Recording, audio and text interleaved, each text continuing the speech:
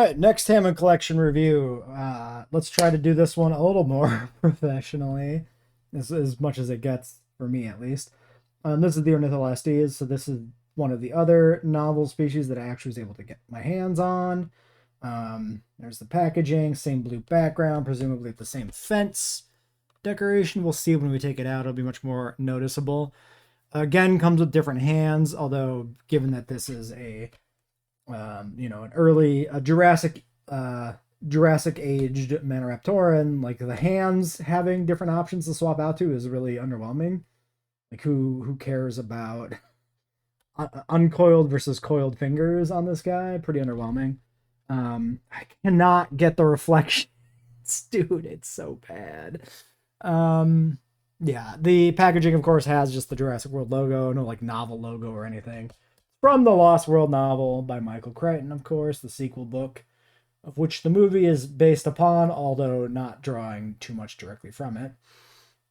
And yeah, let's crack them open and check them out. This one, of course, maybe a little less exciting. This is essentially just another raptor. It's a different sort of raptor in the sense that it's a Jurassic era one, which is pretty interesting and rare. You generally associate Maniraptorans with more the Cretaceous, but they do arise from the Jurassic era. For a long time, this guy was kind of taken as just a normal, like basal sort of like theropod, but yeah, he should probably have the raptor talon that the figure has, right? Because he actually is in that lineage. In the background, inside the box, is again that blue tinted overgrown fence that we saw in the Mosasaurus. All right, let me free him.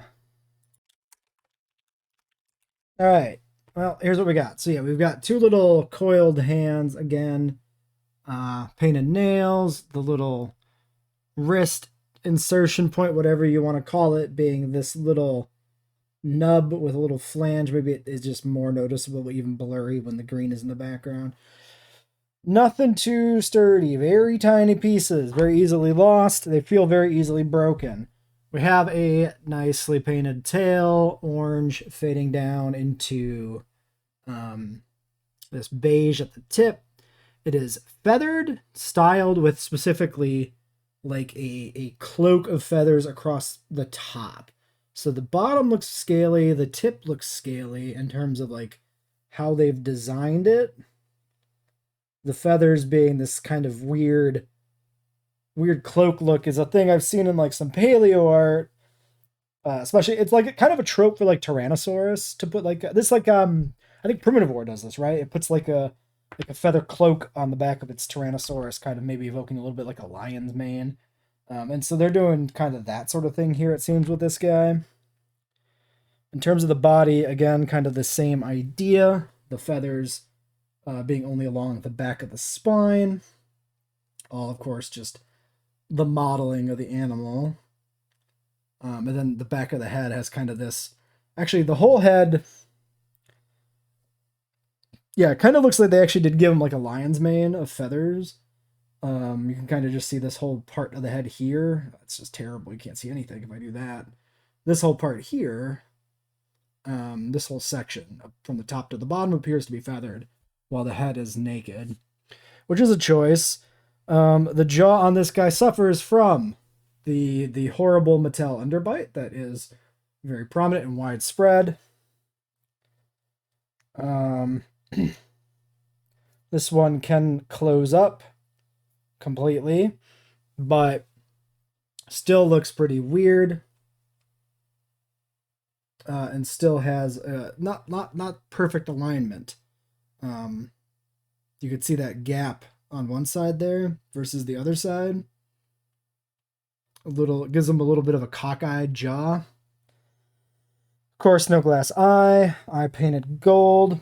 The alignment of the paint on the eye socket seems all right. I kind of like the snout being this beige. I think that's kind of a nice... I think this orange plus beige look is pretty good. We have a bit of a mist splash of paint there on the neck. Points off for that.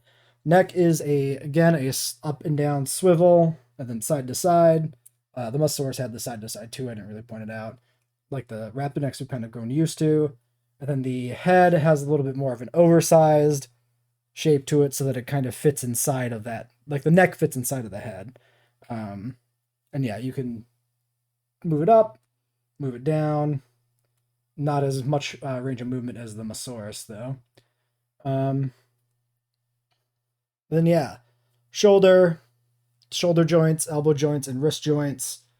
Get some pretty wide arm movement there. Mine joints are pretty goddamn loose at the shoulder.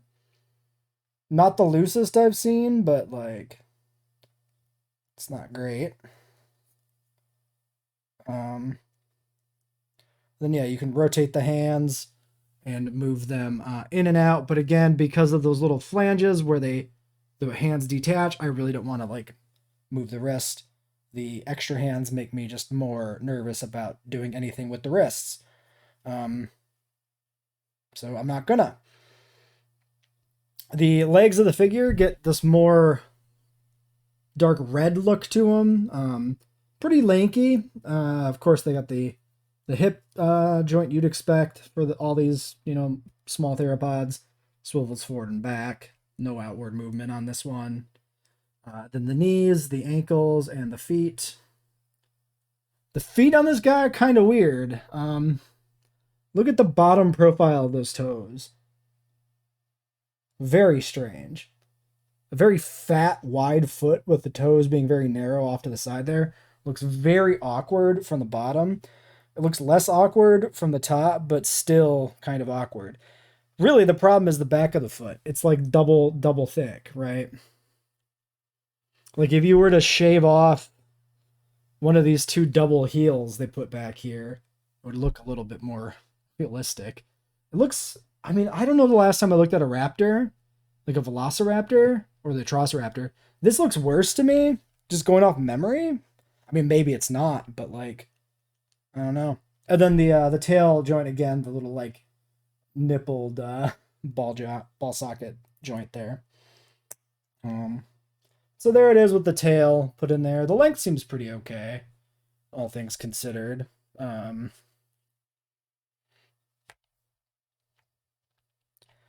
Leaves maybe something to be desired with the balance, actually. It's pretty back heavy with this longer tail.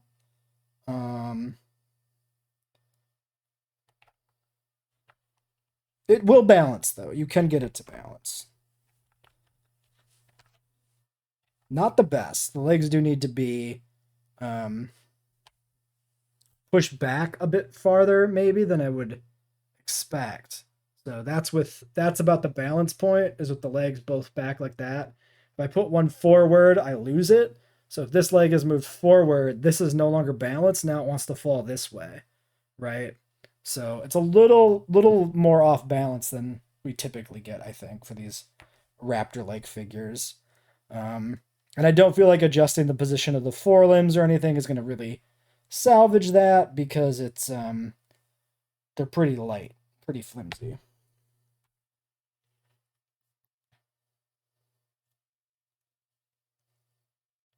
So yeah,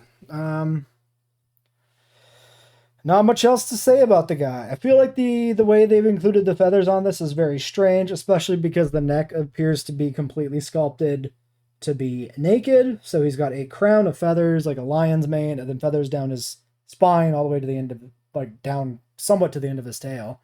But otherwise no feathers, nothing on the arms.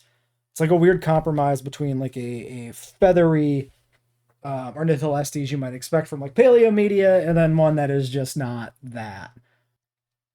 And just like with the Mosasaurus video, I botched the tier list part. I only realized after I finished this Ornitholestes video that the Mosasaurus one was also wrong. So I had to re-record both of the tier placements for this. Things about the Ornitholestes. The feet are gross and ugly and weird and fat and bad. The head is bad. The jaw is bad. The head is fine otherwise. The feather mane and feathering down the spine, but none on the neck. Weird choice. Like, this partially feathered look is just kind of strange. The fact that the feathers are just kind of sculpted along the body, and there's nothing that really sticks off. They're like very missable is weird. I don't really like it that much. It's cool that they, made a Maniraptoran style Ornitholestes figure, I guess, but like I'm not going to give the figure points for that. I think this is a mediocre one. This belongs in C tier. Definitely below the better raptor figures we have in B tier. Ahead of probably the fatter footed film ones, although the colors and the designs overall are maybe a little more pleasurable. I think I like this probably more than the Concavinator, who I otherwise don't really like that much, being based off the Fallen Kingdom like statue or whatever. It's kind of like a why do you exist moment. So we'll put the Ornitholestes there. Yeah, I think the Troodon deserves to have a slightly better placement for the novelty alone, but the Troodon figure was also kind of an underwhelming guy. So I think them being in the same tier is pretty appropriate in my mind. Yeah, I don't think I have much else to say. Just gotta straighten out the placement of the other icons here on the list. So yeah, next up will be the Sinoceratops. I don't know when we get to the Dryosaurus. Like, I really don't want to pay like $80 for the Dryosaurus. So I'm probably not gonna. So we're probably just gonna stick a pin in that one until he actually shows up in a goddamn brick and mortar shop, or gets a wider online release. And if it doesn't, then at some point I'll have to maybe shell out for one, because it's gonna bother me immensely if the only figure I'm missing from like the whole line is the Dryosaurus. But yeah, the Ornitholestes falling into C tier is not great. It's pretty unfortunate for the Hammond collection line itself that a figure could find itself in such a low position still. And, with the improvements of the line in general, it's disappointing that we still get duds like this.